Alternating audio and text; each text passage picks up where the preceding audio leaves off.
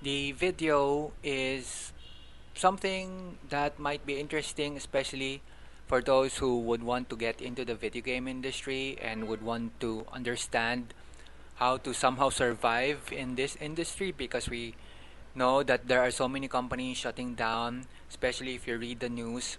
Many companies are laying off workers, many workers are not able to find jobs, and so it's difficult for, I think, a lot of people to be in this industry in particular.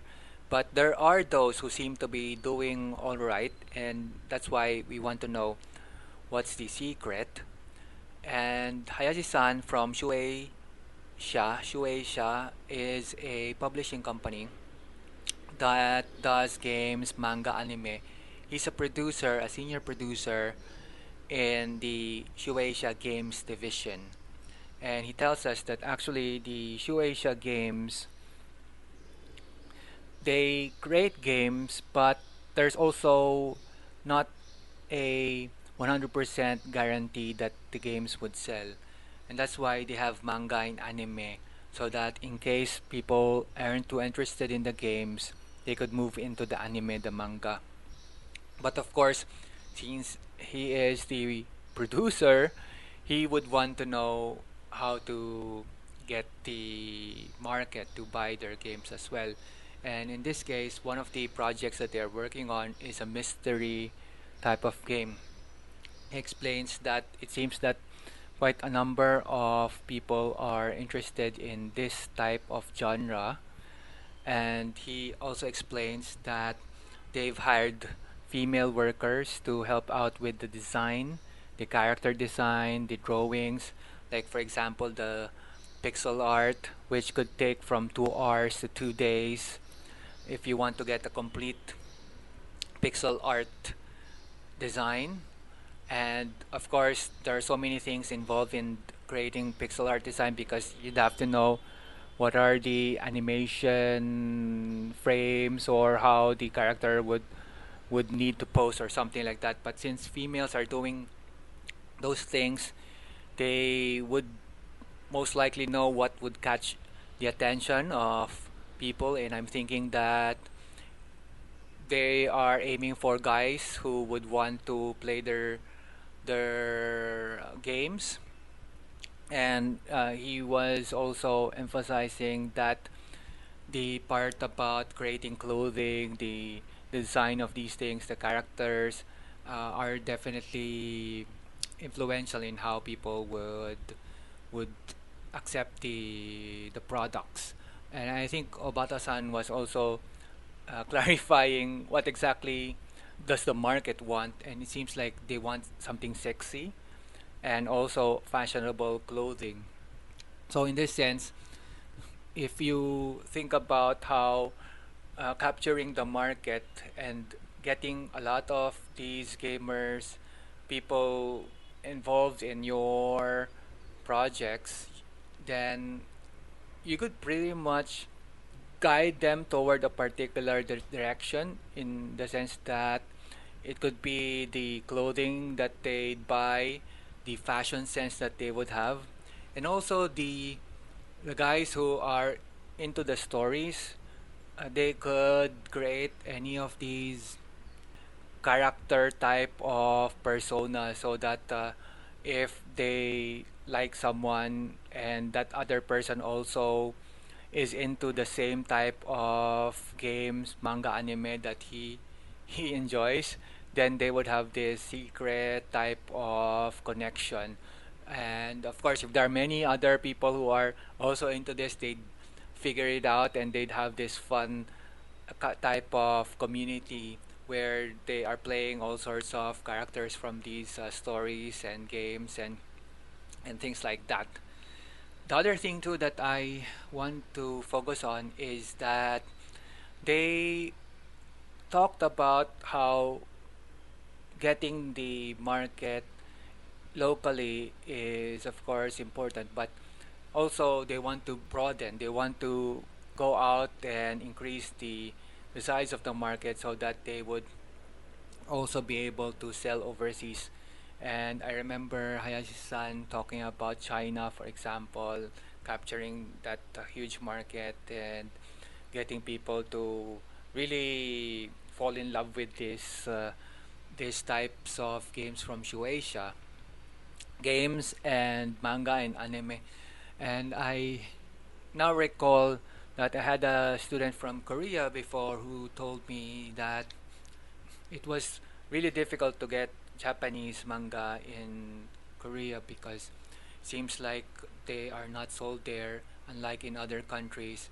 And so if you wanted to buy one, you have to maybe go somewhere.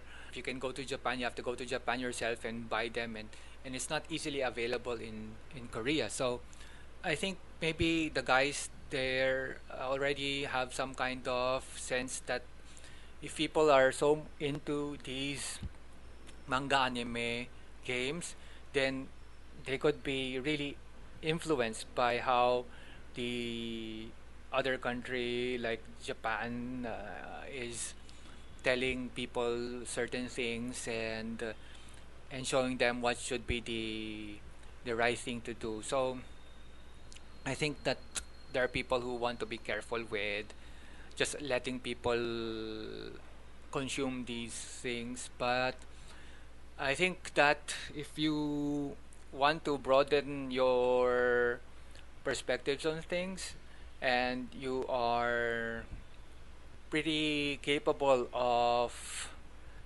teaching the younger generation what would be the things that they should consider when they are consuming certain things, because like for example here in the Philippines we have so many videos online, and we know that there are people who get stuck in certain types of videos because it's stimulating or something like that, and because of that they prefer to consume those things rather than study or take the time to prepare for an exam, and it becomes a problem eventually. So guidance definitely is important. And I think even in the United States, we have ratings, we have a way to guide parents on certain media, like for example games. And yet we know also that because the parents might be preoccupied or busy doing stuff, the children are left on their own. And if they're left on their own, they'd rather watch some of those stimulating videos instead of the other ones where they're not so stimulated, and the consequence is they'll be consumers rather than people who could find some kind of job. And I think the usual problem that we can see here also, because the Philippines is somewhat like the United States in a smaller scale, we are heavily influenced by the United States here. I think it's the part about being on time and coming to class, coming to work on time, abiding by the schedules. Because I think if you can just watch these things anytime you want, and it's so easy to do so, especially we have mobile phones right now. I think just like in most countries, a lot of people are watching YouTube videos or watching TikTok or something of the sort using their mobile phones instead of a computer, because it's so easy to just bring out your phone, right? And if you just have a few minutes, you watch it. But we know too that just like with Facebook, for example, you are scrolling and scrolling and scrolling, and you find that you've spent 30 minutes, 1 hour already just scrolling and scrolling and scrolling your feeds. And I think there are people who get stuck in that that situation. So they lose a lot of time, and eventually they don't come to work on time anymore. They prefer to just a few minutes of Instagram, just a few minutes of TikTok, and then oh, okay, it's over 5 minutes already. I missed my class, but it's okay. Tomorrow there's another class or something like that. So it becomes a problem. And we know that for children, especially, the parents are supposed to be there to be guiding them and telling them that we all need to get to school by this particular point in time because otherwise we all get stuck in traffic. So we have to leave before 6 o'clock a.m., get there by 6:20, before 6:30, and it's a lot faster. Otherwise, it will take us 1 hour to go to school if we don't leave early. So I think that guidance from parents or people who are knowledgeable about these things would be definitely important. All right, so I think that should be enough. Thanks for joining me. We'll see each other soon.